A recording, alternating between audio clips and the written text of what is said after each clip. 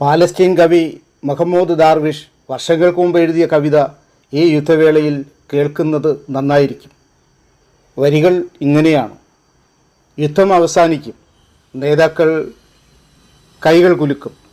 യുദ്ധം അവസാനിക്കും, നേതാക്കൾ കൈകൾ കുലുക്കും. വൃദ്ധയായ അമ്മ രക്തസാക്ഷിയായ തൻ്റെ മകനെ കാത്തിരിക്കും.